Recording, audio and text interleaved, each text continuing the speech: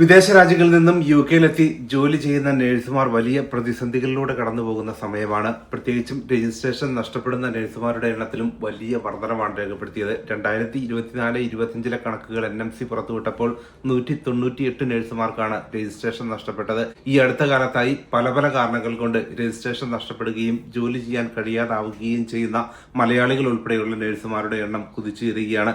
എന്താണ് നഴ്സിംഗ് മേഖലയിൽ സംഭവിക്കുന്നത്? കഴിഞ്ഞ ദിവസം യുകെയിൽ മലയാളി നഴ്സിന്റെ രജിസ്ട്രേഷൻ നഷ്ടപ്പെട്ട വാർത്ത ദേശീയ തലത്തിൽ വലിയ വാർത്തയായിരുന്നു. BBC ഉൾപ്പെടെയുള്ള യുകെയിലെ പ്രധാന മീഡിയകളെല്ലാം അത് ഒന്നിലധികം തവണ പ്രസിദ്ധീകരിക്കുകയും ചെയ്തു. അവരുടെ പേരും വിവരങ്ങളുമെല്ലാം ഉൾപ്പെടുത്തിയാണ് ഈ വാർത്ത BBC പബ്ലിഷ് ചെയ്തത്. എസെക്സിലെ ചെംസ്ഫോർഡിലെ ബ്രൂംഫീൽഡ് ഹോസ്പിറ്റലിൽ ജോലി ചെയ്തിരുന്ന മലയാളി നഴ്സിനാണ് രജിസ്ട്രേഷൻ നഷ്ടപ്പെട്ടത്.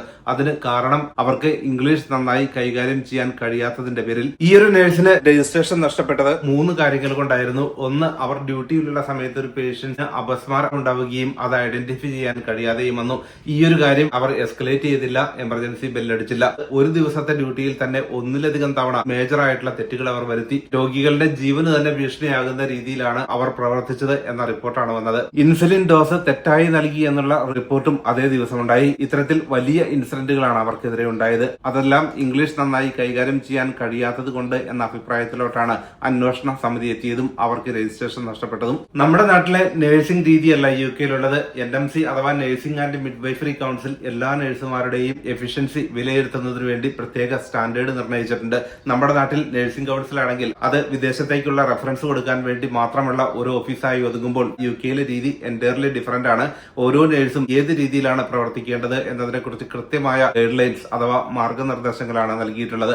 അതിൽ വീഴ്ച വരുത്തിയാൽ നഴ്സിന് രജിസ്ട്രേഷൻ നഷ്ടപ്പെടുകയും ചെയ്യും. പ്രത്യേകിച്ചും 2014 മുതൽ പ്രാബല്യത്തിൽ വന്നിരിക്കുന്ന നിയമമനുസരിച്ച് നന്നായി ഇംഗ്ലീഷ് കമ്മ്യൂണിക്കേറ്റ് ചെയ്യാൻ കഴിയാത്ത നഴ്സുമാരെ ജോലിയിൽ നിന്ന് പിരിച്ചുവിടാനുള്ള അധികാരം NHS ട്രസ്റ്റുകൾക്ക് ഗവൺമെന്റ് നൽകിയിരിക്കുന്നു. ഈ നിയമം പ്രാബല്യത്തിൽ നിലനിൽക്കുന്ന പശ്ചാത്തലത്തിലാണ് ഇത്തരത്തിലുള്ള സംഭവങ്ങൾ, പ്രത്യേകിച്ചും എഫക്റ്റീവായി കമ്മ്യൂണിക്കേറ്റ് ചെയ്യാൻ കഴിയില്ല എന്ന റിപ്പോർട്ടുണ്ടായാൽ അവരെ ജോലിയിൽ നിന്ന് പിരിച്ചുവിടാൻ NHS ഹോസ്പിറ്റലുകൾക്ക് അധികാരമുള്ളതും. യുകെയിലെ നഴ്സിംഗ് മേഖലയിൽ ജോലി ചെയ്യുന്ന ഓരോ നഴ്സുമാരും പ്രൊഫഷണൽ സ്റ്റാൻഡേർഡ് അനുസരിച്ച് മാത്രമേ ജോലി ചെയ്യാനാകൂ. നമ്മുടെ നാട്ടിലേക്കാണെങ്കിൽ ഡോക്ടേഴ്സ് ഏതെങ്കിലും ഒരു മെഡിസിൻ പ്രിസ്ക്രൈബ് ചെയ്യുന്നു, അത് പേഷ്യന്റിന് നൽകുന്നു. അതേക്കുറിച്ച് വലിയ നോളജ് ഒന്നും ഒരു നഴ്സിന് ആവശ്യമില്ലെങ്കിൽ യുകെയിലെ കാര്യങ്ങൾ അങ്ങനെയല്ല. ഒരു ഡോക്ടർ തെറ്റായി പ്രിസ്ക്രിപ്ഷൻ നൽകിയാലും അത് റിപ്പോർട്ട് ചെയ്യാനുള്ള അധികാരം നഴ്സുമാർക്കുണ്ട്. ബ്രിട്ടീഷ് നാഷണൽ ഫോർമുലറി ഉൾപ്പെടെയുള്ള ഗൈഡ് ലൈൻസ് ഉപയോഗിച്ച് മാത്രമേ ഒരു നഴ്സിന് മെഡിസിൻ നൽകാനാകൂ.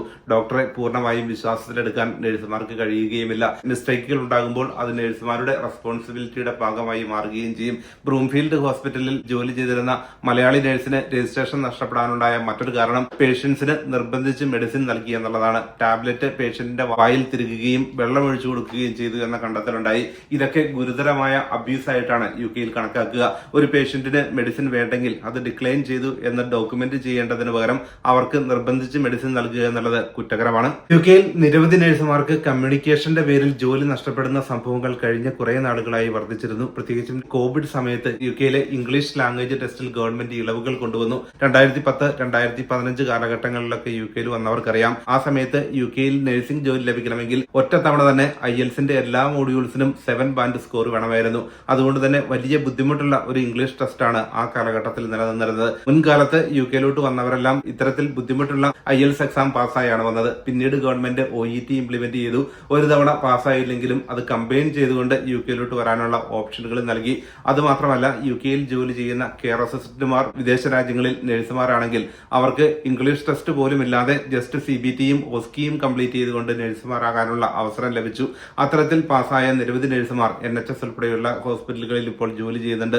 നല്ലൊരു ശതമാനം പേർക്കും നന്നായി ഇംഗ്ലീഷ് കൈകാര്യം ചെയ്യാൻ കഴിയുമെങ്കിൽ അതിൽ ചെറിയൊരു വിഭാഗം പേർക്ക് ലാംഗ്വേജ് കൈകാര്യം ചെയ്യാൻ കഴിയില്ല എന്ന റിപ്പോർട്ടുകളും പരാതികളും കുറെ നാളുകളായി ഉയരുന്നു. യുകെയിൽ കമ്മ്യൂണിക്കേഷൻ എന്നതുകൊണ്ട് ഉദ്ദേശിക്കുന്നത് വർക്ക് പ്ലേസുകളിൽ കൊളീഗ്സിനോടും മാനേജേഴ്സിനോടും സംസാരിക്കുക മാത്രമല്ല, എല്ലാ ടീമുകളുമായി എഫക്റ്റീവായി കമ്മ്യൂണിക്കേറ്റ് ചെയ്യാൻ പേഷ്യൻസിന്റെ കണ്ടീഷനൊക്കെ കൃത്യമായി എക്സ്പ്ലെയിൻ ചെയ്യാനുള്ള കഴിവുണ്ടായിരിക്കണം.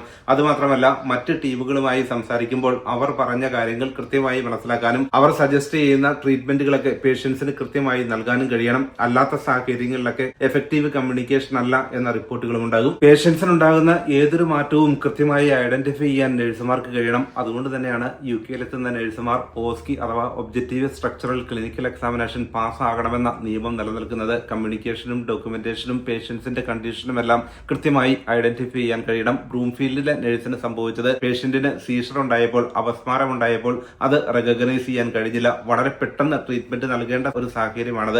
അത് കമ്മ്യൂണിക്കേറ്റ് ചെയ്യാൻ അവർക്ക് കഴിഞ്ഞില്ല. എമർജൻസി ടീമിനെ ഒന്നും ഇൻഫോം ചെയ്തതുമില്ല. ഏത് NHS ഹോസ്പിറ്റലാണ് ജോലി ചെയ്യുന്നതെങ്കിലും അവിടുത്തെ പോളിസിയും പ്രോട്ടോകോളും കൃത്യമായി അറിഞ്ഞിരിക്കുക. എന്ത് ട്രീറ്റ്മെന്റ് ആണ്, എങ്ങനെയാണ് നൽകേണ്ടത്, എസ്കലേറ്റ് ചെയ്യേണ്ട രീതി എങ്ങനെയാണ്, ഇതേക്കുറിച്ചെല്ലാം കൃത്യമായ ഗൈഡ് ലൈൻസ് ഉണ്ട്. അതെല്ലാം കൃത്യമായി മനസ്സിലാക്കുക. ഏത് ഡിപ്പാർട്ട്മെന്റിലാണ് ജോലി ചെയ്യുന്നതെങ്കിലും അവിടുത്തെ നോർമൽ കണ്ടീഷനുകളൊക്കെ കൃത്യമായി അറിയുകയും ഓരോ രോഗത്തിനും എങ്ങനെയാണ് ട്രീറ്റ്മെന്റ് നൽകേണ്ടത്, ഓരോ ട്രീറ്റ്മെന്റിനും ഹോസ്പിറ്റലിന്റെ ഗൈഡ് ലൈൻസ് കൃത്യമായി ഫോളോ ചെയ്യുക. നമ്മുടെ നാട്ടിൽ ഡോക്ടേഴ്സാണ് എല്ലാ കാര്യങ്ങളും റെക്കഗ്നൈസ് ചെയ്യുക, ഐഡന്റിഫൈ ചെയ്യുക ഒക്കെ ചെയ്യുന്നതെങ്കിൽ UK അങ്ങനെയല്ല. കൂടുതൽ റെസ്പോൺസിബിലിറ്റി ഉള്ള പ്രൊഫഷണൽസ് ആണ് നഴ്സുമാർ. ഒരു പേഷ്യന്റിന്റെ അടുത്ത് ചെന്നാൽ അവരെ ഇമ്മീഡിയറ്റ് ആയി അസസ് ചെയ്യാനും എന്തെങ്കിലും ഒരു ഹെൽത്ത് ചേഞ്ച് അവർക്കുണ്ടെങ്കിൽ നഴ്സിന് ചെയ്യാൻ പറ്റുന്നതാണെങ്കിൽ അവർ ചെയ്യുക, അതല്ലെങ്കിൽ മറ്റ് ടീമുകളുമായി ഇമ്മീഡിയറ്റ് ആയി കോൺടാക്ട് ചെയ്യുക എന്ന നിർദ്ദേശമാണ് ഹോസ്പിറ്റലുകൾ നൽകുക.